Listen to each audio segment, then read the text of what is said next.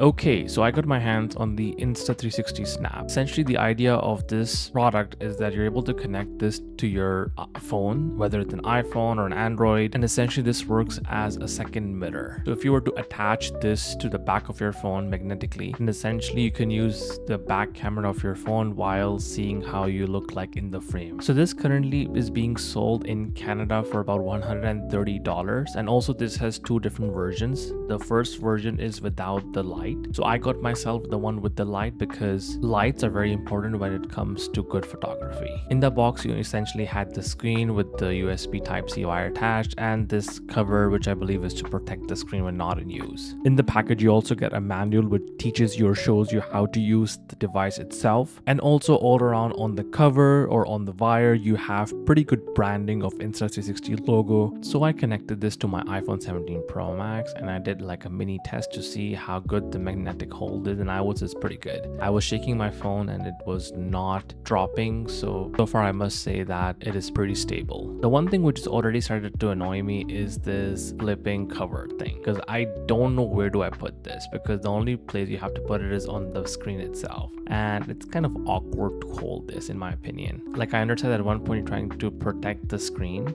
with the cover, but then where do I put it once I'm using it? Once you connect the selfie screen to the iPhone, the screen should automatically turn on by itself. If it does not for any reason, then on the bottom right, you have two buttons, and the top one is the power button, which you can manually turn on and off the screen. And it's essentially plug and play. You don't have to download any software, anything like that. It's just plug and play. Now, the first impressions is that it is very, very good. Like, there's no lag, there's no latency issues. It's pretty like accurate. It's like real time. So I must say that when you're trying to frame yourself for any situation, you're definitely getting real-time data. Just below the power button, you also have the inversion button or the flip screen button. So essentially you can mirror or unmirror your selfie screen depending on how do you like it. And then since this is the light version, so you will also have two additional buttons on the bottom front where the symbols of the buttons are very self-explanatory. The brightness one is where how you turn on and off the light and also control the brightness. To turn on the light, just do a single press, and then to turn off the light, just hold it. And obviously to increase or decrease the brightness levels, you control from there as well. And on the left is the temperature of the light. So if you want a warmer light or a more white light, you control it from there. Now, once everything is working, you won't be able to touch screen the selfie screen or navigate through it. However, there is a way to actually be able to touch and maneuver through this screen rather than going to the iPhone. So if you're using an iPhone, then go to your settings, go to accessibility, zoom, and then turn on the zoom. After you have done that, then just use 3 fingers and double tap. It will automatically go back to your normal default setting, and make sure you do it while the selfie screen is not connected. Once you're done, connect the selfie screen and you should be able to instantly control or use your iPhone using the selfie screen, which in my opinion is super helpful, since not every time I want to go back to my iPhone screen, control the settings, then turn around. It saves you a lot of time. Couple of problems that I had to face with this is that if you try to put your iPhone on a tripod or any kind of a clamp, and then some tripods or clamps you essentially cannot do because you need enough